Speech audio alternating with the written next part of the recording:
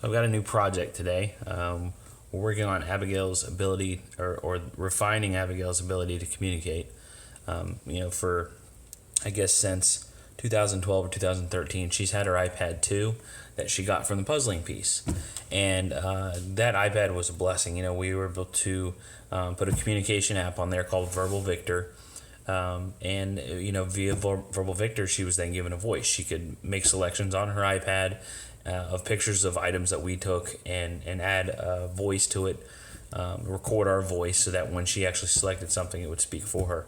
And it made a world of difference in Abbie's communication. It added to her existing sign language and gestural prompts and stuff that she mixed in to communicate with us. So the iPad 2, it is a little dated at this point.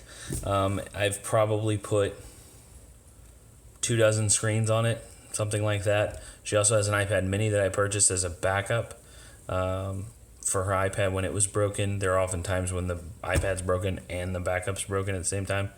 So I've just put endless screens on these things, and it's getting a little old.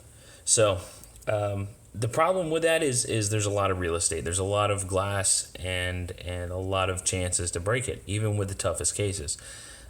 We've tried every kind of case, and it just, they take a beating. So it happens, and she's still going to have her iPad, but she's going to use it for playing, not for every single day use. So, and also the convenience of it when we're traveling and that kind of thing. When we go into a restaurant, if you go into her iPad's basically, the size of this and its protective case, and you put that on the table in front of you, and it takes up your whole eating area. So, we wanted to minimize and still have the same functionality that she has now with her iPad. So this is what we're going to for communication, along with a new app. So this is my iPhone 5S, and hopefully I'll be getting the new iPhone when it comes out. I'm just saying.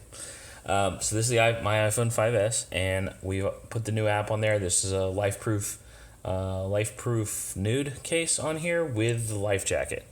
It is waterproof, but that's not why I got it. I didn't, the waterproof feature is nice, but it's pretty much bulletproof at this point. I mean, it might even be Abbie proof. I know that's a crazy thing to say, but it could be. So this is what it'll look like for her. Of course, it'll have her apps on there. I've just got a couple, her music app, and then this app called Sounding Board that she'll be using to communicate. So in Sounding Board, she'll have a selection of choices here. You can see it. So right now I just added a couple because I want her to learn it, her to get used to it. Before we give too many choices and selections, is one of the things we learned in ABA is, you don't want to give her a gazillion choices because she's never going to get it right. And she needs to get it right to learn it. So right now we have outside and we have pantry. She always requests to go to the pantry. She often requests to go outside. So we added those two in here, but the two are very different. So she's not going to choose pantry and then be, oh, okay, well, I'll go outside since I made the wrong selection. She's probably going to be upset if she doesn't get her food. So I've got two here. So say she were to select pantry, and then there's a field of choices here. So I added all her favorites because we want it to be very prompt, a positive thing when she first opens it up and she's learning it. I'm not going to put Triscuits on there because she doesn't like Triscuits. So she would make her selection here. Cookies, please. And of course, probably put mom's voice on there because nobody wants to hear dad's voice when a little girl's talking. But gives you an idea. Goldfish, please. So that's pretty cool. And then she'll have to learn how to navigate. Instead of just swiping like she used to, she'll have to learn how to navigate and use the back button to get back to the original screen, which is helpful because other apps, as you know, use a back button to get back to where you were. Outside, same thing. She has jump. She has swing. I want to swing. So that's the next step. It's kind of sentence formation. Everything's categorized. Everything in our life is categorized already, so it kind of makes sense. I have to go outside to do this, or I have to, open the pantry door to get this. Instead of her, because what she's been doing now is just coming up and tapping on her iPad and saying pretzel.